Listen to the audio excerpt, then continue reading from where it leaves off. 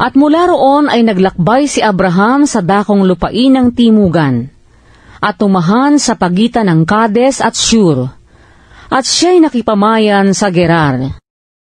At sinabi ni Abraham tungkol kay Sara na kanyang asawa, siya'y aking kapatid. At si Abimelech na hari sa Gerar ay nagsugo at kinuha si Sara.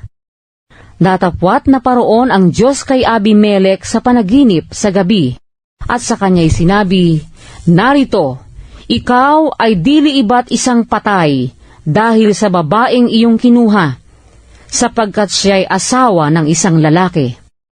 Ngunit si Abimelech ay hindi pa nakasisiping sa kanya, at nagsabi, Panginoon, papatayin mo ba pati ng isang bansang banal? Hindi ba siya rin ang nagsabi sa akin, siya'y aking kapatid? At si Sara man ay nagsabi, siya'y aking kapatid, sa katapatang loob ng aking puso at kawalang sala ng aking mga kamay ay ginawa ko ito. At sinabi sa kanya ng Diyos sa panaginip, Oo, talastas ko na sa katapatang loob ng iyong puso ay ginawa mo ito, at hinadlangan din naman kita sa pagkakasala ng laban sa akin, kaya't hindi ko ipinahintulot sa iyong galawin mo siya. Ngayon nga'y isauli mo ang asawa ng lalaking ito, sapagkat siya ay propeta, at ikaw ay pananalangin niya, at mabubuhay ka. At kung di mo siya isauli, ay talastasin mong walang pagsalang mamamatay ka, ikaw at ang lahat ng iyo. At si Abimelech ay bumangong maaga ng kinaumagahan, at tinawag ang lahat niyang bataan, at sinabi sa kanilang pakinig ang lahat ng bagay na ito. At ang mga tao'y natakot na mainam. Nang magkagayoy, tinawag ni Abimelech si Abraham, at sa kanya'y sinabi, Anong ginawa mo sa amin? At sa ano ako nagkasala laban sa iyo? Na dinalhan mo ako at ang aking kaharian ng isang malaking kasalanan. Ginawan mo ako ng mga gawang di marapat gawin.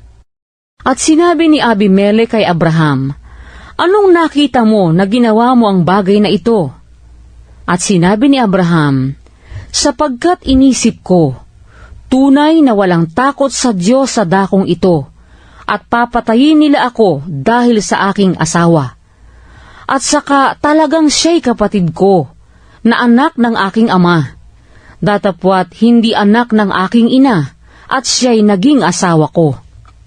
At nangyari, na nang ako'y palayasin ng Diyos sa bahay ng aking ama, na sinabi ko sa kanya, ito ang magandang kalooban mo na maipakikita sa akin, sa lahat ng dakong ating datnin, ay sabihin mo tungkol sa akin, siya'y aking kapatid.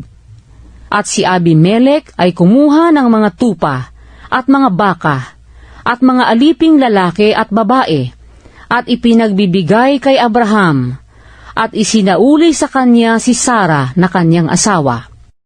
At sinabi ni Abimelech, Narito, ang lupain ko ay nasa harapan mo, tumahan ka kung saan mo magalingin.